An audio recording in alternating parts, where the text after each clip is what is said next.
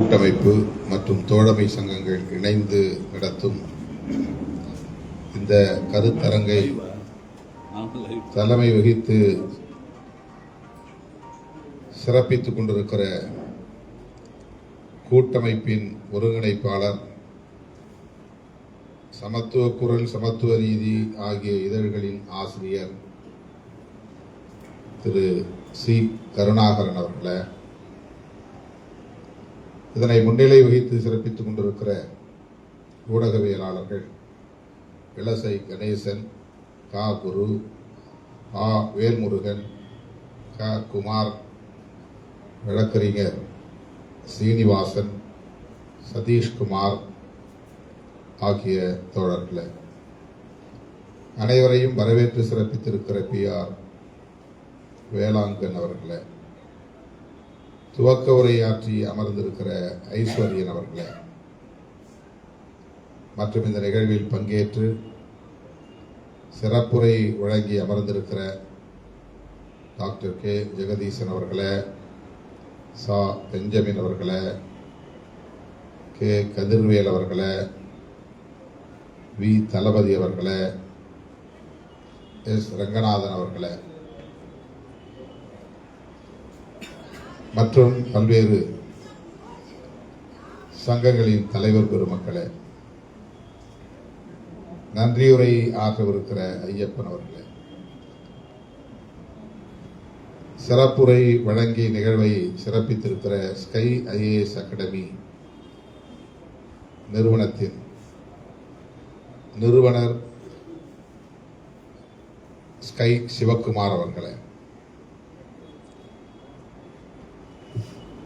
இந்த அரங்கில் அமர்ந்திருக்கிற ஜனநாயக சக்திகளே, உங்கள் அனைவருக்கும் என்னுடைய பணிவார்ந்த வணக்கத்தை தெரிவித்துக் கொள்கிறேன்.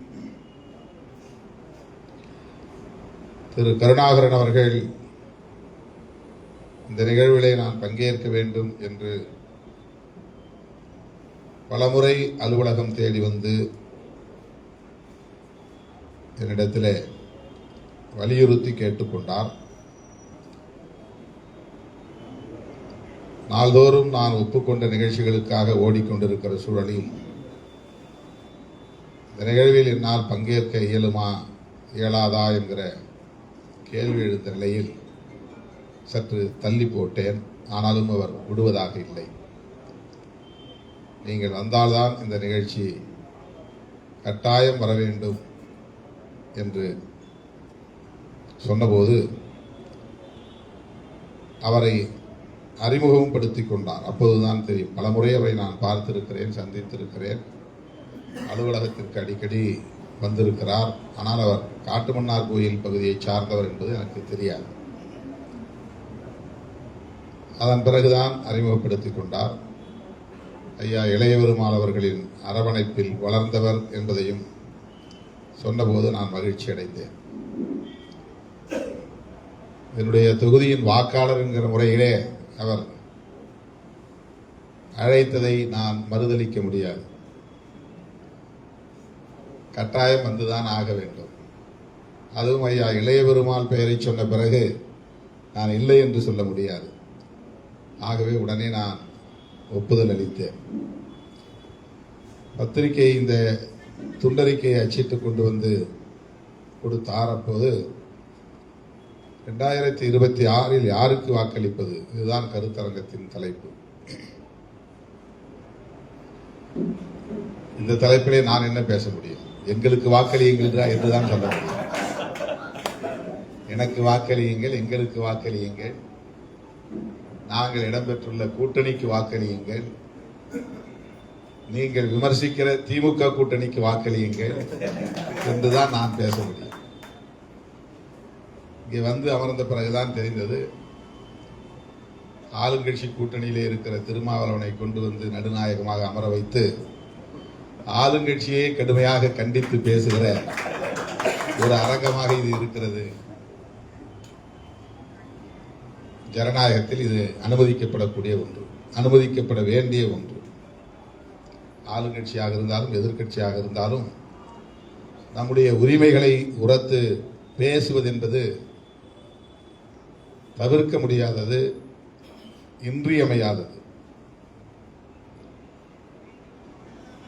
அந்த வகையிலே ஐஸ்வர்யன் முதல் அத்தனை பேரும் வந்தவர்கள் தங்களுக்கு அடையாள அட்டை இந்த அரசு தரவில்லை, ஓரவஞ்சனை செய்கிறது, பாகுபாடு காட்டுகிறது, பெரிய ஊடகங்களுக்கு அனைத்து சலுகைகளையும் செய்துவிட்டு எங்களை போன்ற ஊடகவியலாளர்களை ஓரங்கட்டி ஒடுக்க பார்க்கிறது என்றெல்லாம் இங்கே ஆதங்கப்பட்டார்கள், ஆவேசப்பட்டார்கள்.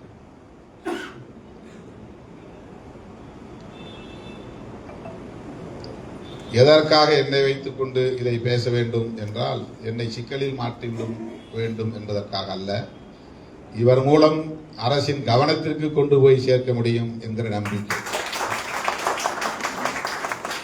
நான் எந்த சிக்கலிலும் மாட்டிக்கொள்ளக்கூடியவன் அல்ல. அப்படியெல்லாம் என்னை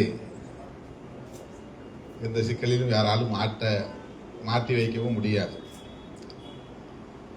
என்ன நம்பிக்கை, என்ன ஒரு வேட்கை என்று சொன்னால், திருமாவளவன் திமுக கூட்டணியில் ஒரு அங்கம், அத்துடன் அவர் ஒரு ஊடகவியலாளர். ஆகவே அவர் மூலமாக இதை நாம் அரசின் கவனத்திற்கு எடுத்துச் செல்ல முடியும். அவர் உண்மையாக நமக்கு குரல் கொடுப்பார், ஒப்புக்கு பேச மாட்டார். அரசாங்கத்தை கண்டித்து பேசினாலும் நமக்காகத்தான் பேசுவார் என்கிற நம்பிக்கை, அந்த நம்பிக்கையின் அடிப்படையில் தான் இங்கே என்னை அமர வைத்துக் கொண்டு நீங்கள் ஆதங்கப்பட்டதை நான் கவனிக்க முடிந்தது. உங்கள் எதிர்பார்ப்புக்கு ஏற்ப இந்த கோரிக்கைகளை கட்டாயம் நான் முதல்வரின் கவனத்திற்கு எடுத்துச் செல்வேன். புதிய அமைச்சரிடமும் இந்த துறை சார்ந்த அமைச்சரிடமும் வலியுறுத்தி பேசுவேன். தோழர்கள் இங்கே பேசியதைப் போல RNI என்கிற அந்த நிறுவனத்தில் பதிவு செய்து கொண்ட அனைவரையும் சமமாக நடத்த வேண்டும், ஊடகவியலாளர்களாக நடத்த வேண்டும். அதிலே பெரியவர்கள், சிறியவர்கள், பத்திரிகை பெரிய அதிபர்கள், பத்திரிகை அதிபர்கள் என்றெல்லாம் வேறுபாடு பாகுபாடு பார்க்காமல் ஜனநாயகத்தின் 4வது தூணாக இருக்கிற ஊடகத்திற்கு உற்ற துணையாக இருப்பவர்கள் யாராக இருந்தாலும் அவர்களை அங்கீகரிக்க வேண்டும் என்பதுதான் என்னுடைய நிலைப்பாடு. உங்களுடைய அந்த கோரிக்கையை நான் முழுமையாக வரவேற்கிறேன், ஆதரிக்கிறேன். உங்கள் குரலை நான் கட்டாயம் எதிரொலிப்பேன்.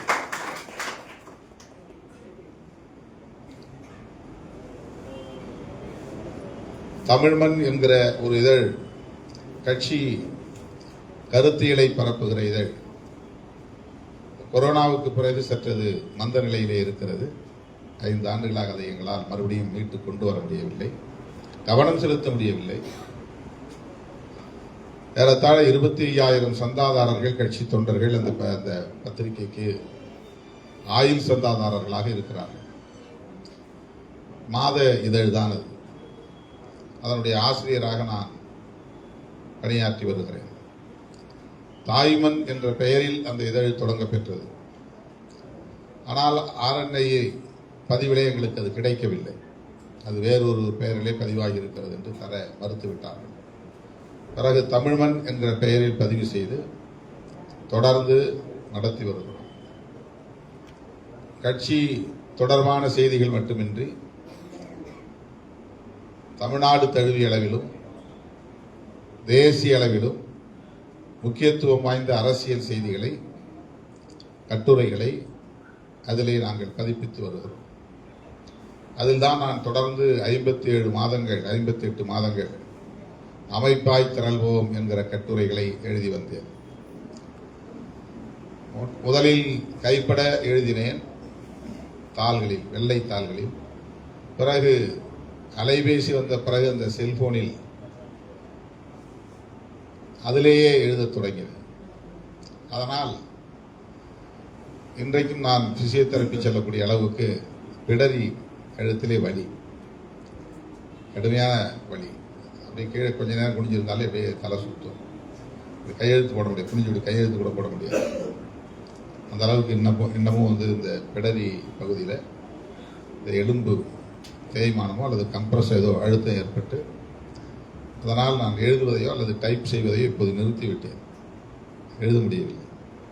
ஒரு நாளைக்கு 100 பரிந்துரை கடிதங்களுக்காக நான் கையெழுத்து போடுவேன். அப்படி குனிஞ்சு கொஞ்சம் நேரம் போட்டுக்கிட்டதுனாலே கழுத்து அப்படியே இழுத்து பிடிச்சி அந்த மாதிரியான ஒரு வலி. அதனால் தமிழ் மண்ணிலே தொடர்ந்து என்னால் அந்த அமைப்பாய் திரள்வோம் கட்டுரைகளை எழுத முடியாமல் அப்படியே நின்று விட்டது.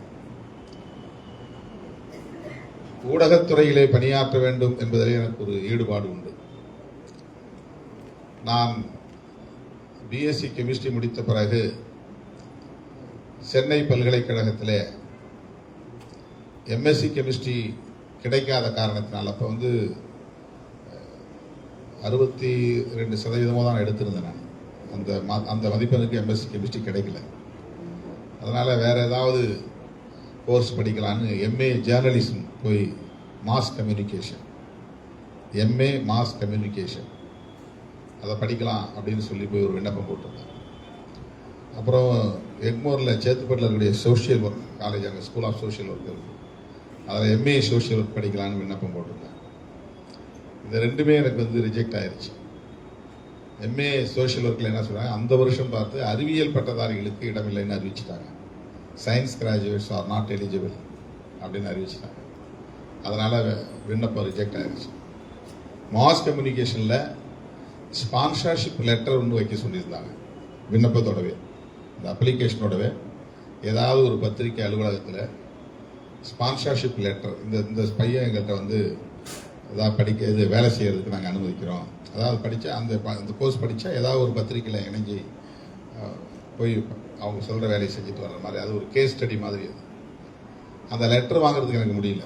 சில பத்திரிகை அலுவலகங்களை ஏறி இறங்கினேன், பேர் சொல்ல விரும்பல, உள்ளவே விடலை. வெளியே போப்பான்னு அனுப்பிச்சி விட்டாங்க. இந்த லெட்டர் வைக்காதனால எனக்கு மாஸ் கம்யூனிகேஷன் கிடைக்கல. அதனால் அந்த விண்ணப்பத்தில் வந்து நான் அடிச்சுட்டு மாஸ் கம்யூனிகேஷன் அடிச்சுட்டு கிரிமினாலஜின்னு எழுதி கொண்டு போய் கொடுத்தேன், கிரிமினாலஜி டிபார்ட்மெண்ட்டில். அதில் எனக்கு கிடைச்சிருச்சு சீட்டு. அப்படிதான் எம்ஏ கிரிமினாலஜி படித்தேன். ஆக்சுவலாக நான் எம்எஸ்சி கெமிஸ்ட்ரி படிச்சிருந்தா நான் அதில் அப்படியே ரிசர்ச் லைனில் போயிருந்திருப்பேன். எம்எஸ்சி கெமிஸ்ட்ரி, எம்ஃபில், பிஹெச்டி, அப்படியே ஒரு அசிஸ்டன்ட் ப்ரொஃபஸர் அப்படி போயிருப்பேன். நான் அப்படி தடுமாறினதுனால எம்ஏ கிரிமினாலஜிக்கு போய் அதுக்கு எந்த ஸ்கோப்பும் கிடையாது. அப்போ ஃபொரன்சிக் சயின்ஸ் இருந்ததுனால எனக்கு 5 வருஷம் கழிச்சு எம்ப்ளாய்மெண்ட் எக்ஸ்சேஞ்சிலேருந்து லெட்டர் வந்து ஃபொரன்சிக் சயின்ஸ் டிபார்ட்மெண்ட்டில் போய் நான் வேலைக்கு சேர்ந்தேன். ஆனால் அதுக்கு இடையில பிஎல் ஜாயின் பண்ணிட்டேன். லா படித்து ப்ராக்டிஸ் பண்ணலாம், ஒரு வழக்கறிஞராக போகலாம் அப்படின்னு சொல்லி. ஏன் இது சொல்கிறேன்னு சொன்னால், எனக்கு மாஸ் கம்யூனிகேஷன் படிக்கணுங்கிற ஒரு ஆர்வம் இருந்தது. ஊடகத்துறையில் வேலைக்கு சேரணும், அதில் எழுதணும், அந்த துறையில் பணியாற்றணும் அப்படிங்கிற ஒரு ஆர்வம் எனக்கு இருந்தது. 21 வயசு அப்போ, டிகிரி 20 வயசில் முடிச்சுட்டு 21 வயசு. வழிகாட்டுறதுக்கு சரியான ஆள் கிடையாது, பரிந்துரைக்கு ஆள் கிடையாது. ஏதோ மனம் போன போக்கில் பிஎஸ்சி கெமிஸ்ட்ரி, எம்ஏ கிரிமினாலஜி, லா, இப்படி ஒன்றுக்கு ஒன்று தொடர்பில்லாத பாடங்களை படிக்க வேண்டியதாக போச்சு. அப்புறம் எம்ப்ளாய்மெண்ட் எக்ஸ்சேஞ்ச் இப்போலாம் ஆக்டிவாக கிடையாது. அப்போ வந்து எம்ப்ளாய்மெண்ட் எக்ஸ்சேஞ்ச் ஒன்று தான் ஒரே சோர்ஸ் நமக்கு வேலை கிடைக்கிறது. 82 நான் பிஎஸ்சி கெமிஸ்ட்ரி முடிச்சுட்டு பதிவு பண்ணி வச்சிருந்தேன். 87 எனக்கு இன்டர்வியூ வந்துச்சு. 5 வருஷம் கழிச்சு. 5 வருஷம் கழிச்சு போய் நேர்காணலில் உட்காந்தா எனக்கு கெமிஸ்ட்ரி எதுவுமே ஞாபகத்தில் இல்லை. எல்லாம் கெமிஸ்ட்ரி கொஸ்டினாக கேட்குறாங்க. ஆல்கஹால் தயாரிப்பது எப்படின்னு கேட்குறாங்க.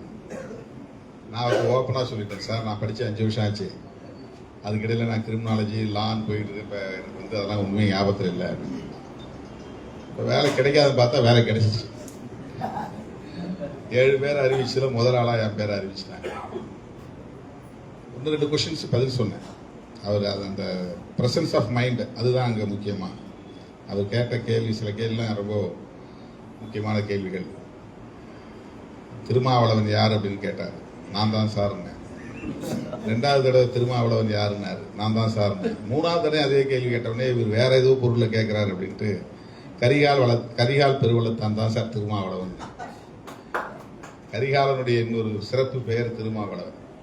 மாமன்னன் கரிகாலனுடைய சிறப்பு பெயர் திருமாவளவன். எங்கள் டைரக்டர் கொஞ்சம் இலக்கிய ஆர்வம் உள்ளவர், டைரக்டர் சந்திரசேகரன் சொல்லிட்டு. அவர் இப்படி கொஷின்லாம் கேட்பார். இப்போ அவர் கேட்ட கேள்வி இப்படி நான் பதில் சொன்னேன் இல்லையா, இந்த ப்ரெசன்ஸ் ஆஃப் மைண்ட் வந்து அவருக்கு பிடிச்சி போச்சு. அப்புறம் வேறு சில கேள்விகள் ஜென்ரல் கொஷின்ஸ்லாம் கேட்டார், அதுக்கெல்லாம் பதில் சொன்னேன். ஆல்கஹாலில் 1-2 பதில் சொன்னேன். எப்படி தயார் என்சைம் பற்றி கேட்டார், என்சைம்லாம் சொன்னேன். இப்படி வேலை கிடைச்சி அந்த பக்கம் போயிட்டுன்னு வச்சுங்களேன். இப்படிலாம் போனதுனால உங்களோட என்னால் வர முடியாமல் போச்சு. இல்லை நான் ஒரு ஜேர்னலிஸ்டாக தான் இருந்திருக்கேன், படிச்சிருந்தேன்னா.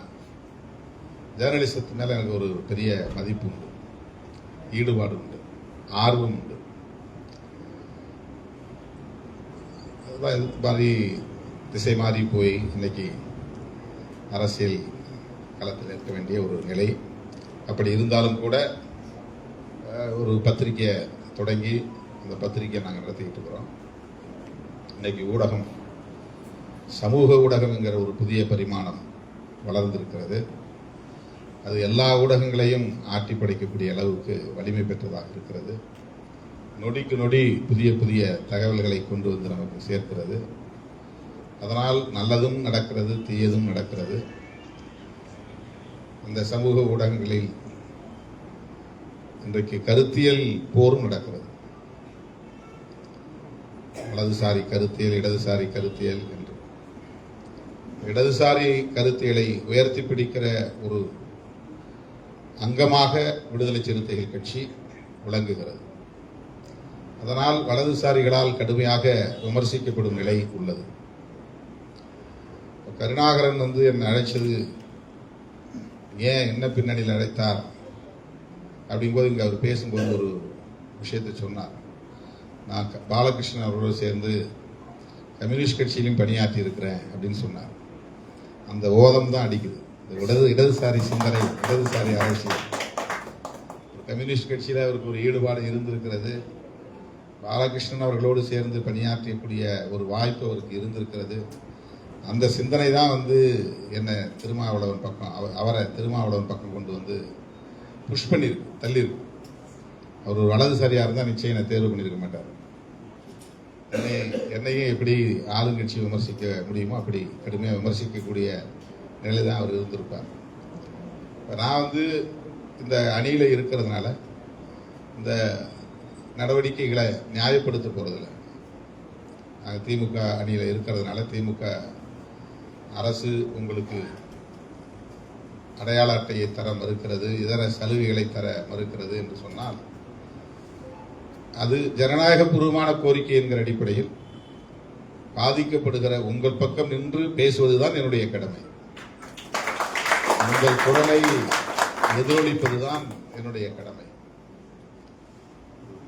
நிச்சயமாக இது முதல்வரின் கவனத்திற்கு சென்று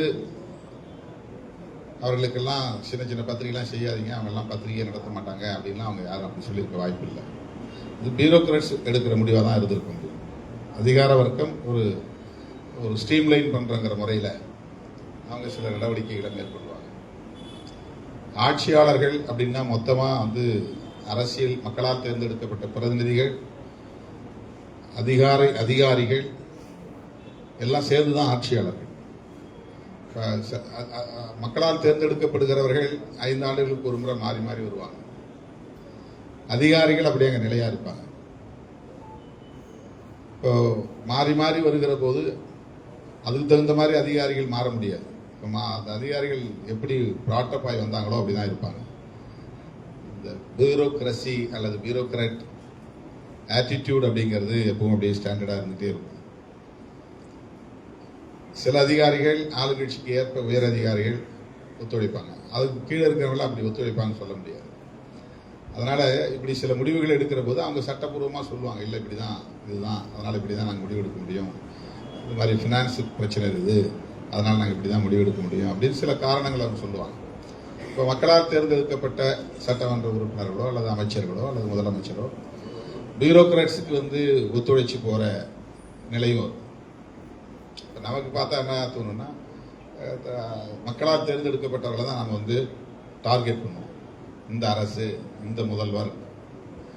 ஆனால் எல்லா கொள்கைகளையும் வரையறுக்கக்கூடிய இடத்தில், சட்டங்களை உருவாக்கக்கூடிய இடத்தில், அபிஷியல் மெமரண்டம்ஸ் அலுவலக குறிப்பாணைகளை உருவாக்கக்கூடிய இடத்தில், ரூல்ஸ் அண்ட் ரெகுலேஷன்ஸ் விதி மற்றும் வரைமுறைகளை உருவாக்குகிற இடத்தில் அதிகாரிகள் தான் இருக்கிறார்கள். அந்த அதிகாரிகள் எடுக்கிற முடிவை மக்களால் தேர்ந்தெடுக்கப்பட்ட பிரதிநிதிகள், அவங்க அமைச்சர்களாக இருக்கிறவங்களுக்கு அதை பற்றி எதுவும் தெரியாது. ஆனால் அவங்க மக்களால் தேர்ந்தெடுக்கப்பட்டவர்கள். அப்போ அவங்க பாலிசி அடிப்படையில் சில நிலைப்பாட்டை எடுக்க முடியும். ஆனால் பியூரோக்ராட் செய்யக்கூடிய எல்லா வேலைகளையும் அவங்களால இன்டர்வீன் பண்ண முடியாது. அதிகாரிகள் எடுக்கிற முடிவில் எல்லா வேலைகளையும் இன்டர்வீன் பண்ண முடியும். இப்போ ஒரு சட்டம் வேணும், எனக்கு சட்டம் வேணும்னு தான் நான் சொல்ல முடியும் அமைச்சராக இருந்து. ஆனால் அந்த சட்டத்தை எப்படி கொண்டுட்டு வரணுங்கிறது பியூரோக்ராட்ஸ் தான் வரும். அதுக்குள்ளே நம்ம டிஸ்கஷனில் தான் நம்ம அதில் மெரிட்ஸ் டிமெரிட்ஸ்லாம் கொண்டு சிலதை செதுக்கி நீக்கி அதை முறைப்படுத்த முடியும். அந்த இடம் தான் சட்டமன்றத்துக்கான பணிகள். ஒரு புரிதலுக்காக நான் சொல்லுகிறேன். எனவே இந்த ஸ்பேஸ் இருக்கு பாருங்க, இந்த கேப், மக்களால் தேர்ந்தெடுக்கப்பட்டவர்களுக்கும் அதிகாரிகளுக்கும் இடையில் உள்ள அந்த இடைவெளி இருக்கு பாருங்க. அந்த இடைவெளியில தான் நம்ம நிறைய பேர் மாட்டிக்குவோம், நிறைய பேர் சிக்கிக்குவோம். ஆளுங்கட்சியா கூட்டணியில் இருக்கும்போது திருமாவளவன் இதை ஏன் செய்ய முடியல அப்படின்னு கேட்பாங்க. நான் சொல்ற கருத்தை முதலமைச்சர் ஏற்றுக்கொள்வார், உடன்படுவார். ஆனால் பிராக்டிக்கலாக வரும்போது பியூரோக்ராட் சொல்றது தான் கேட்க வேண்டியது வரும். இப்போ அந்த இடத்துல ஒரு ஸ்டேக்னேஷன் இருக்கும், ஒரு தேக்கம் இருக்கும். அதை உடைக்கிறதுக்கு ஒரு போராட்டம் நடத்த வேண்டிய தேவை வரும். இப்போ சொல்லியும் நடக்கலையா, நடக்கல. உதாரணத்துக்கு 16(4A) ஒரு ஆர்டிகிள் 16(4A) ஒரு பிரிவு இருக்கு. அதன்படி SC/ST மக்களுக்கான பதவி உயர்வு சட்டத்தை மாநில அரசு உருவாக்கி கொள்ள முடியும். அந்த பிரிவின்படி மாநில அரசு நினைச்சா SC/ST அரசு பணியாளர்களுக்கான பதவி உயர்வுக்கான ஒரு சட்டத்தை உருவாக்க முடியும். முதலமைச்சர் சரின்னு ஒத்துக்கிட்டார். நான் பேசினேன், அடுத்த கூட்டத்தொடரில் அந்த சட்டத்தை கொண்டு வர முடியும், கொண்டு வந்துருவோம்னு சொன்னாங்க. ஆனால் வரல, சட்டம் வரல. ஏன்னா அது சம்பந்தமான அதிகாரிகள் கூடி உட்கார்ந்து பேசி அதில் உள்ள மெரிட்ஸ் அண்ட் டிமெரிட்ஸ், அது பிராக்டிக்கலாக என்னென்ன பிரச்சனைகள் இருக்கு, நடைமுறை சிக்கல்கள் என்ன இருக்கிறது, இதை செய்தால் என்ன எதிர்விளைவுகள் உருவாகும், என்ன நன்மைகள் உருவாகும், இதெல்லாம் அவங்க பார்ப்பாங்க. இப்போ அந்த அடிப்படையில் அதில் ஒரு சின்ன தேக்கம். இப்போ வெளியிலேருந்து பார்த்தா என்ன தெரியும்னா, என்ன திருமாவளவன் முதலமைச்சரோட அவ்வளோ நெருக்கமாக இருக்கிறாரு, அடிக்கடி போய் பார்க்குறாரு, 2 பேரும் அண்ணன் தம்பின்னு பேசிக்கிறாங்க, என்ன இது செய்ய முடியலையா, சாதிக்க முடியலையா, இவர் சொல்லி அவர் கேட்கலையா, இவர் கண்டிச்சு பேச மாட்டேங்கிறாரு, இவர் கடுமையாக அழுத்தம் கொடுக்க மாட்டேங்கிறாரு, இல்லைன்னா அது நடந்திருக்கும், இவர் எல்லாத்துக்கும் அப்படியே தலையாசிச்சுட்டு போயிடுறாரு, வளைஞ்சு கொடுத்து போயிடுறாரு. இப்படி தான் வெளியிலேருந்து பார்க்குறவங்களுக்கு தோணும். நாம் சொன்னது நடக்கலன்னு உடனே அந்த மாதிரி தான் கோபம் வரும். ஆனால் ப்ராக்டிக்கல் அப்படி இல்லை, அதுதான் சொல்லுவேன். இப்போ இது ஒரு கேப் இருக்குன்னு சொல்ல வரேன். முதலமைச்சர் அல்லது அமைச்சர் அப்படிங்கிற மக்களால் தேர்ந்தெடுக்கப்பட்ட பிரதிநிதிகள் ஒரு புறம், அதிகாரிகள் ஒரு புறம். அவங்க இம்ப்ளிமெண்டிங் அத்தாரிட்டி தான்.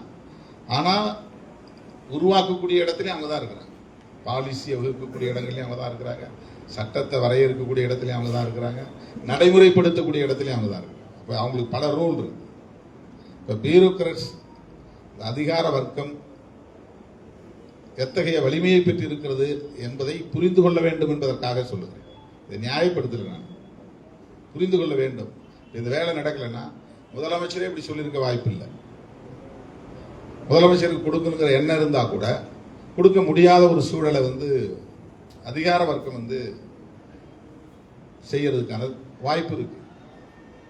அந்த இடத்துல நம்ம காய நகர்த்தணும், அதை சரி பண்ணி அவங்கள்ட்ட சொல்லி இல்லை கன்வின்ஸ் பண்ணி அது பாலிசி ரீதியாக ஒரு முடிவெடுக்க வச்சு, மேலேருந்து பாலிசி ரீதியாக அந்த முடிவை நாங்கள் எடுத்துருக்குறோம், அதுக்கு தகுந்த மாதிரி நீங்கள் செயல்படுங்கன்னு சீஃப் செக்ரட்டரியை கூப்பிட்டு முதலமைச்சர் சொல்லணும். இப்படி தான் அது ஒரு புரோட்டோக்கால் இருக்குது. நேராக ஒரு விஷயம் நடந்துச்சுன்னா உடனே முதலமைச்சர் கூப்பிட்டு அதை போட்டு முடியா அப்படின்னு சொல்ல முடியாது. அவங்க கேட்குறாங்க, திருமாவளவன் சொல்லிட்டாரு, அதை முடிச்சிருங்க அப்படின்னு சொல்லிட முடியாது. அது ஒரு ப்ரொசீஜர் இருக்குது, அதுக்கு ஒரு புரோட்டோக்கால் இருக்குது, அதை அவங்க ஃபாலோ பண்ணணும். அது எந்த கமிட்டியில் வச்சு பேசணும், யாரோட டிஸ்கஸ் பண்ணணும், அதில் என்ன மெரிட்ஸ் அண்ட் டிமெரிட்ஸ் இருக்குது, இதெல்லாம் பார்த்து அதுக்கு பிறகு தான் அது நடக்கும். நடக்கிறதுக்கான வாய்ப்பு, அதுலேயும் அதில் எலிஜிபிலிட்டி இருக்கான்னு பார்ப்பாங்க. இந்த எலிஜிபிலிட்டி இல்லாத ஒரு விஷயத்தை செஞ்சிட முடியாது. அதெல்லாம் சரி பண்றதுக்கு ரெகுலேட் பண்ற இடத்துல தான் அதிகாரிகள் இருக்கிறாங்க, அவங்களுக்கு சட்டம் தெரியும். ஆகவே உங்களுடைய கோரிக்கை, வாக்களிப்பதுங்கிறது உங்கள் உரிமை, அது யாருக்கு வேணாலும் வாக்களிங்க, அது பிரச்சனை இல்லை. ஆனால் உங்கள் கோரிக்கை, உங்களுக்கு அடையாள அட்டை வேண்டும், அதை பெற்றுத் தருவதற்கு என்னால் ஆன அனைத்து முயற்சிகளையும் மேற்கொள்வேன் என்பதை சொல்லி இந்த வாய்ப்பை எனக்கு வழங்கிய உங்களுக்கு நன்றி கூறி விடைபெறுகிறேன். நன்றி, வணக்கம்.